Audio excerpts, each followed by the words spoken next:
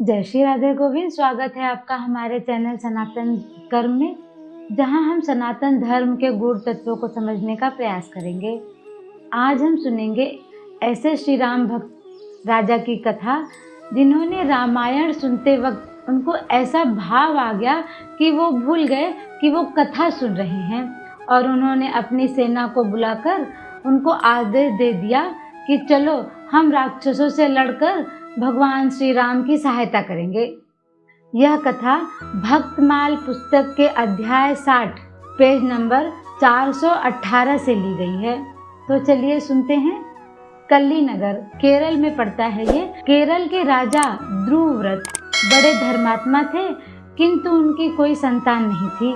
उन्होंने पुत्र के लिए तप किया और भगवान नारायण की कृपा से द्वादशी के दिन पुनर्वसु नक्षत्र में उनके घर एक तेजस्वी बालक ने जन्म लिया। बालक का नाम कुलशेखर रखा गया। ये कुलशेखर जी भगवान की कौस्तुभ मणि के अवतार माने जाते हैं। राजा ने कुलशेखर को विद्या, ज्ञान और भक्ति के वातावरण में उनका पालन पोषण किया। कुछ ही दिनों में कुलशेखर जी तमिल और संस्कृत भाषा में पारंगत हो गए और इन दोनों प्राचीन भाषाओं के सभी धार्मिक ग्रंथ उन्होंने पढ़ डाले। उन्होंने वेद, वेदांत का अध्ययन किया और 64 कलाओं का ज्ञान भी प्राप्त किया। यही नहीं, वे राजनीति, युद्ध विद्या, धनुर्वेद, आयुर्वेद, गंधर्व वेद तथा नृत्य कला में भी प्रवीण हो गए। जब राजा ने देखा कि कुलशेखर सब प्रकार से राजा का भार उठाने में समर्थ हो गए हैं, तब कुलशेखर को राज्य देकर वे स्वयं मोक्ष मार्ग में लग गए। कुलशेखर ने अपने देश में राम राज्य की पुनः स्थापना की। प्रत्येक गृहस्थ को उन्होंने अपने अपने वर्ण के आश्रम के अनुसार शिक्षा देने की समुचित प्रबंध किया। उन्होंने व्यवसायों तथा उद्योग धंधों को सुव्यवस्थित रूप देकर प्रजा के दारिद्र्य को दूर किया। अपने राज्य को धन, ज्ञान और संतोष की दृष्टि से एक प्रकार से स्वर्ग ही बना दिया। यद्यपि हाथ में राजदंड धारण करते थे, उनके हृदय में भगवान विष्णु के चरण कमलों को दृढ़ता पूर्वक पकड़ रखा था। उनका शरीर यद्यपि सिंहासन पर बैठता था, पर हृदय भगवान श्री राम का सिंहासन बन गया था।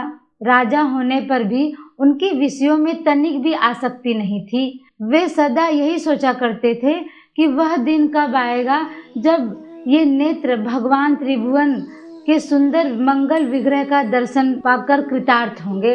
मेरा मस्तक भगवान श्री रंगनाथ जी के चरणों के सामने कब झुकेगा? मेरा हृदय भगवान पुंडरीकाक्ष के मुखारविंद को देखकर कब द्रवित होगा?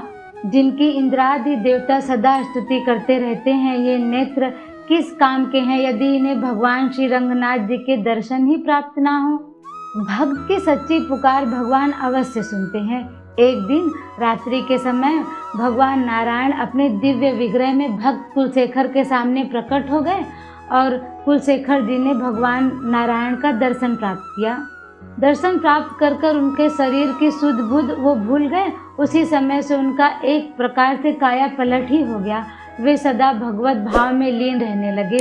उनका सारा समय सत्संग, कीर्तन, भजन, ध्यान और भगवान के अलौकिक चरित्रों के श्रवण में व्यतीत होता। इनके इष्ट देव श्री राम थे और वे दास से भाव से उनकी उपासना करते थे। एक दिन वे बड़े प्रेम के साथ श्री रामायण की कथा सुन रहे थे।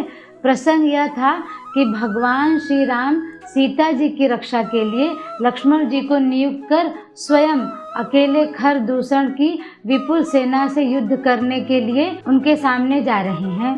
पंडित जी कथा कह रहे थे, अर्थात धर्मात्मा श्री राम अकेले 14,000 राक्षसों से युद्ध करने जा रहे हैं। इस युद्ध का परिणाम क्या होगा? कुलशेखर कथा सुनने में इतने तन्मय हो गए कि उन्हें यह बात ही भूल गई कि वह रामायण की कथा सुन रहे थे। उन्होंने समझा कि भगवान वास्तव में खरदूषण की सेना के साथ अकेले युद्ध करने जा रहे हैं, और यह बात उन्हें कैसे सहन होती।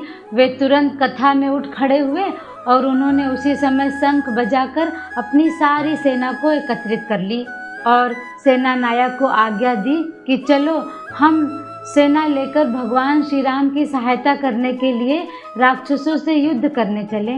ज्यों ही वहां से वे जाने के लिए तैयार हुए, उन्होंने पंडित जी के मुंह से सुना कि श्री राम जी अकेले ही खरदूषण सहित सारी राक्षस सेना का संहार कर लौट आए हैं। तब जाके कुलशेखर जी को शांति मिली और उन्होंने सेना को लौट जाने का आदेश दिया। देखो, भक्ति का मार्ग में बाधा आना संभव है, भक्ति मार्ग में बाधा आना शून्य नहीं है। मंत्रियों और दरबारियों ने जब यह देखा कि महाराज राजकाज को भूलकर रात दिन भक्ति रस में डूबे रहते हैं और उनके महल में 24 घंटे भक्तों का जमाव लगा रहता है, तब उन्हें यह बात अच्छी नहीं लगी। उन्होंने सोचा कि कोई ऐसा उपाय करना चाहिए जिससे राजा का इन भक्तों के ओर से मन फिर जाए। परंतु यह कब संभव था? एक दिन की बात है, राज्य के रत्न भंडार से एक बहुमूल्य हीरा गुम हो गया। दरबारियों ने कहा, हो न हो यह काम इन्हीं भक्तों का ही है। राजा ने कहा, ऐसा कभी नहीं हो सकता, मैं इस बात को प्रमाणित कर सकता हूँ। वैष्णव भक्त इस प्रकार का आचरण कभी नहीं कर सकते। उन्होंने उसी समय अपने नौकरों से एक बर्तन में बंद कराकर एक विषधर सर्प मंगवाया और कहा, जिस किसी को हमारे वैष्णव भक्तों के प्रति संदेह है वह इस बर्तन में हाथ डाले। यदि उसका कलंक सत्य होगा तो सांप उसे काट नहीं सकेगा। परंतु उन्होंने यह भी कहा, मेरी दृष्टि में वैष्णव भक्त बिल्कुल निरपराध हैं, किंतु यदि वे अपराधी हैं तो सबसे पहले इस बर्तन में मैं हाथ डालूंगा। यदि ये लोग दोषी नहीं हैं तो सांप मेरा कुछ भी बिगाड़ नहीं सकता।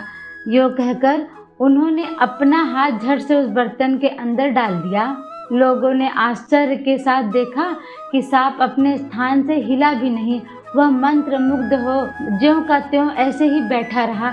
दरबारी लोग इस बात पर बड़े लज्जित हुए और अंत में वह हीरा भी मिल गया।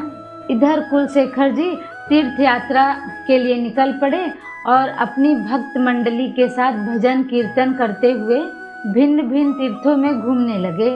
कई वर्षों तक श्री रंग क्षेत्र में रहे। उन्होंने वहां रहकर मुकुंद माला नामक एक संस्कृत का बहुत सुंदर श्रोत ग्रंथ रचा। इसके बाद ये तिरुपति में रहने लगे और वहां रहकर इन्होंने बड़े सुंदर भक्ति रस से भरे हुए पदों की रचना की है। इन्होंने मथुरा, वृंदावन, अयोध्या, कई उत्तर के तीर्थों का भी यात्रा किया और श्री कृष्ण तथा भगवान श्री राम की लीला के ऊपर कई पद रचे। अब सवाल ये है कि क्या आप भी ऐसी भक्ति कलयुग में करना चाहेंगे? अपनी सोच हमें कमेंट्स में ज़रूर बताएं। जय श्री राधे गोविंद। अगर आपको ये वीडियो अच्छी लगी हो, पसंद आई हो तो लाइक और सब्सक्राइब करना ना भूलें। इस ज्ञान और भक्ति को और लोगों तक पहुंचाने के लिए इस वीडियो को ज़्यादा से ज़्यादा लोगों तक शेयर करें। धन्यवाद। मिलते हैं अगली वीडियो में।